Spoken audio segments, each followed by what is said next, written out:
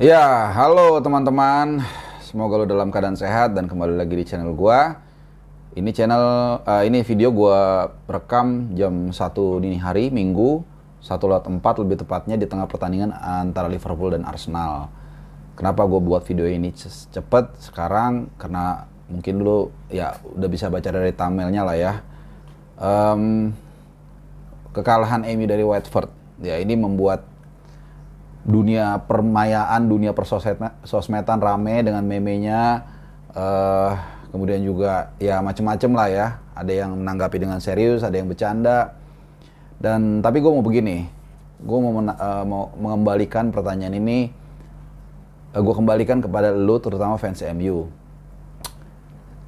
Apa ya? Seberapa tangguh lu untuk mengakui atau tidak mengakui keadaan Manchester United sekarang? Ya, tentu breakdownnya banyak, penjelasannya banyak, angle-nya banyak, ya, apa aja mau dari segi teknis, dari segi kepelatihan, dari segi permainan, dari segi skill individu dan sebagainya, itu terserah gua kembalikan ke lu, karena jatuhnya nanti akan debatable. Tapi kalau gua kembalikan ke lu, biar lu yang jawab sendiri dalam hati, itu akan lebih baik. Nah, tapi gua akan bahas di luar itu. Tapi gue akan bahas permainan MU ya lawan Watford. Sebelum pertandingan mungkin kita tahu ya, banyak yang memprediksi ini akan menjadi pertandingan yang rasa-rasanya MU akan bisa menang. Ya, tapi memang kita lihat Manchester United benar-benar kalah dalam segala hal ya. Mereka kalah dari segi taktik, mereka kalah dari efisiensi permainan atau pemanfaatan peluang. Ini kalau kita lihat dari statistik aja ya, walaupun Watford menguasai 39% saja, nggak sampai 40, MU 61, tapi MU hanya bisa menciptakan 3 shot on goal, sementara Watford 7. Itu satu. Artinya lagi-lagi Watford menang secara taktik. Mereka tahu mereka tidak punya kapasitas untuk menguasai bola, namun mereka memanfaatkan pemain-pemain cepat mereka, serangan balik, dan kita tahu 2 gol terakhir itu dari serangan balik ya, yang membuat skor killing the game ya. Jadi killing goals setelah 2-1 mereka serangan balik 3-1 dan 4-1. Jadi lagi-lagi ya pemunik kata, memang taktik mereka kalah. Kemudian kedua ya, kalau kita lihat pemilihan pemain, ada beberapa yang menarik ya kalau kita lihat. Pertama, kita dari belakang dulu deh, dari De Gea. Di pertandingan ini De Gea mungkin adalah man of the match kalau seandainya kita bicara di MU. Ada dua, satu lagi adalah Van de Beek ya. Kenapa gue mengatakan demikian? Di luar penalti save dia, tapi juga berapa kali dia melakukan penyelamatan. Jadi kalau menurut gue, dia justru seperti menjadi apa ya? Menjadi ya semacam lilin lah di tengah kegelapan ya. Jadi di antara pemain-pemain yang hancur lebur, tapi ternyata dia justru bisa tampil paling baik menurut gua. Ya, cuman lagi-lagi terserah, lu kan biasanya punya pendapat sendiri. Silahkan lu terjemahkan pemikiran lu terkait De Gea, tapi gue yakin lu sih harusnya sih sepakat dengan gua ya kalau De Gea tampil cukup baik ya. Ada berapa penyelamatan ya? Mungkin sekitar 3 atau 4 ya penyelamatan yang sangat penting lah gitu. Kemudian ke sektor depan. Lagi-lagi Luke Shaw, ini bahasa gue nggak bertobat. Ya kalau gue lihat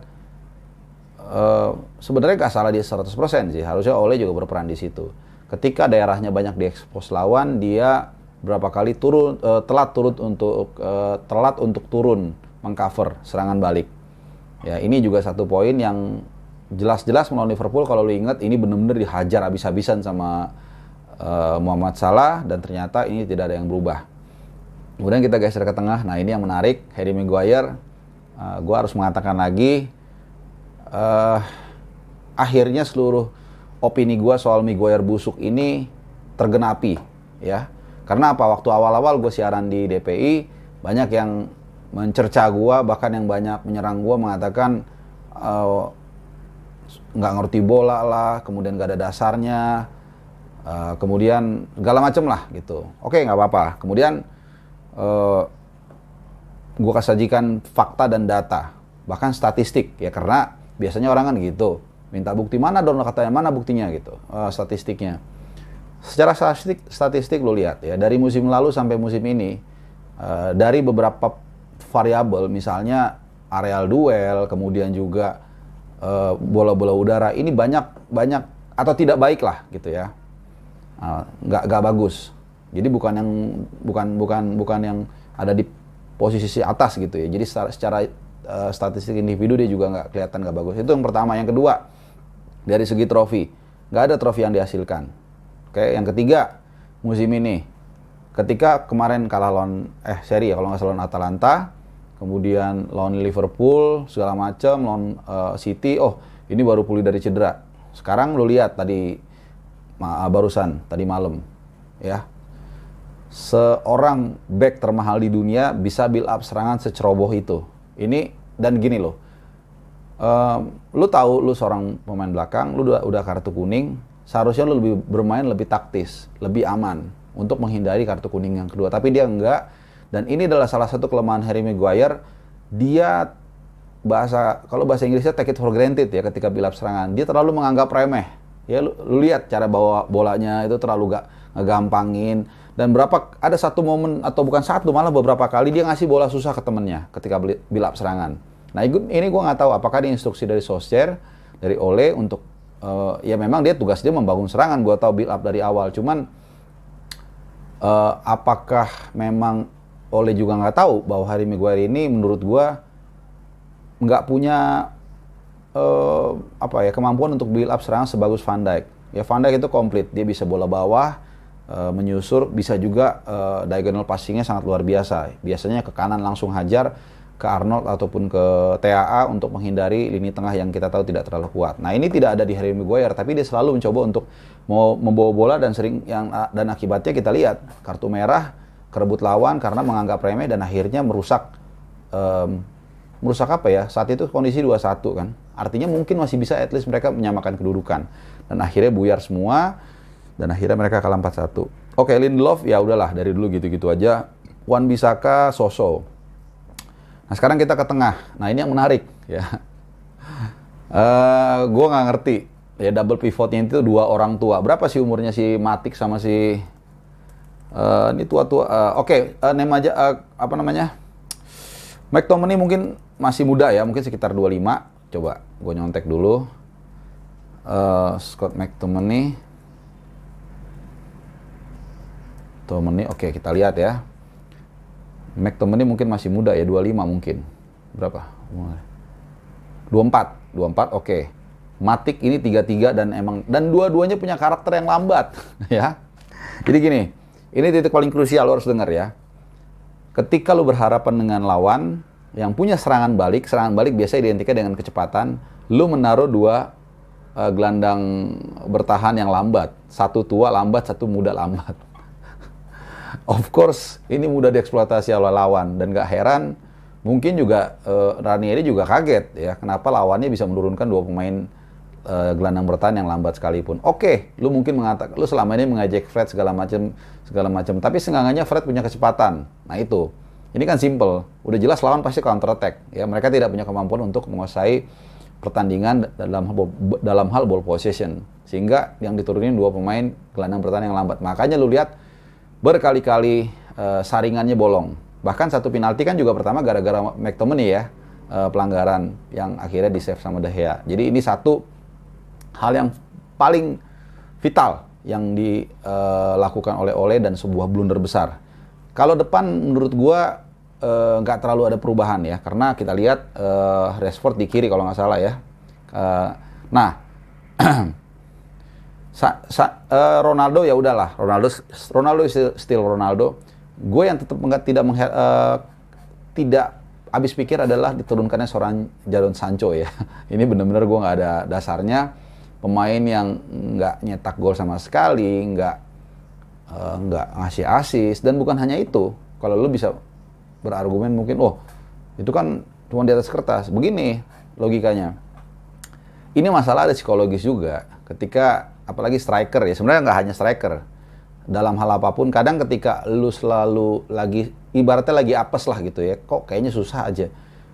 Eh, Iya, lu jangan apa ya, kayak retreat dulu sedikit gitu loh, kasih kesempatan, mungkin dia main di mana atau gua nggak ngerti lah gimana. Pokoknya intinya lu jangan nurunin dia di pertandingan yang menurut gua penting ya, walaupun lawannya nggak terlalu, bukan lawan yang tim besar, tapi ini adalah kesempatan untuk membangkitkan moral mereka. Kalau menang kan tentu bisa melegakan sedikit lah paling nggak. Tapi diturunkan Jadon Sancho yang secara psikis gua rasa juga agak terganggu, dan terbukti kalau kita lihat dia ternyata ditarik ya, ditarik di tengah pertandingan di menit ke menit terakhir lagi. Jadi, aduh, ini gue nggak ngerti deh. Sebelum apa namanya, sebelum gol ketiga dan keempatnya Watford ya, ini aneh. Nah, kemudian Rashford, Ronaldo, Bruno Fernandes juga nggak tahu, ini juga nggak terlalu berkembang. Gua rasa dia kemarin itu juga karena banyak bantu bertahan juga, dan ditekan ya, dipersulit ya, selalu diganggu. Nah, ini mungkin juga taktik dari si Ranieri yang cukup jeli. Nah, satu yang gua harus kasih apresiasi dan gua sayangkan juga, gua nggak tahu kata yang tepat, mungkin kontradiktif ya. Seorang Van de Beek, ya lu lihat apa ya, passionnya ada, semangatnya ada, dan terlepas dari assist dia ya ke crossing, golnya dia ya, tapi di luar itu dia tampil menurut gua punya ya, kita akhirnya ingat bagaimana dia ketika di Ajax tampil sangat luar biasa, dan ini disia-siakan oleh ini yang gue sama sekali nggak habis pikir. Dan ternyata kita lihat dia punya passion itu loh, punya semangat itu, dan ternyata bisa memberikan gol juga. Dan kenapa ini dari dulu nggak dipakai terus gitu loh? Mungkin untuk melengkapi di sayap kiri atau kanan, atau intinya menyerang lah. Kita tahu dia adalah sebenarnya semi regista ya, atau bukan semi lah, penyerang lubang lah. Nah ini, dan akhirnya berantakan, dan ini benar-benar salah satu titik nadir menurut gue ya, prestasi Manchester United. Gue nggak ngerti, tapi yang jelas kalau dibandingkan musim lalu di pekan yang sama, pekan ke-12, ini bedanya 6 poin. Musim lalu sampai dengan pekan ke-12 mereka dapat 23 angka, sekarang baru 17 sampai dengan pekan yang sama. Dan bukan di situ lagi, belum berhenti, karena beberapa pekan ke depan mereka akan menghadapi jadwal yang cukup berat ya. Kita lihat jadwalnya. Setelah ini mereka akan menghadapi Villarreal dulu di Champions League, kemudian Chelsea away. Wah, ini ngelawan Chelsea juga di Stamford Bridge, susah banget ya. Terus habis itu dia menjamu Arsenal. Kemudian dia menjamu Crystal Palace, dan kemudian pertandingan terakhir Liga Champions melawan Young Boys. Setelah itu memang agak gampang. Nah, tadinya gue berpikir, ya kita bicara lagi kembali ke Ole harus ya.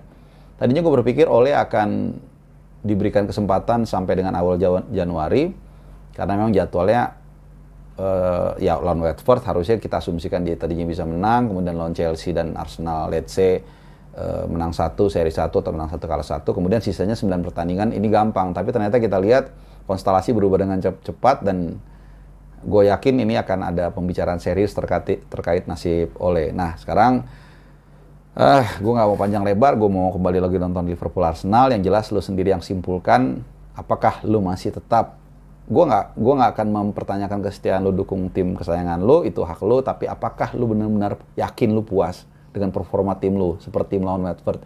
Yakin lu masih tetap Ole stay? Yakin lu tetap akan bangga dengan permainan seperti itu? Bukan bangga sebagai fans MU ya, tapi dengan permainannya. Dan juga apa lu bangga dengan melihat Maguire bermain seperti itu dengan label pemain atau back termahal di dunia? Gue kembalikan ke lu, gue nggak akan menyimpulkan. Yang jelas, ya apapun itu, gue berharap sih ya pokoknya Arsenal menang lah, mudah-mudahan gitu. Oke. Sorry kalau gue ada yang kurang berkenan kata-kata gue. Itu aja penjelasan, hanya standing point dari gue. Semoga lo bisa terima, kalau nggak masalah. Sekali lagi terima kasih udah nonton. Selalu salam sehat, jaga kesehatan, dan kita ketemu lagi di video-video gue lainnya. Ciao.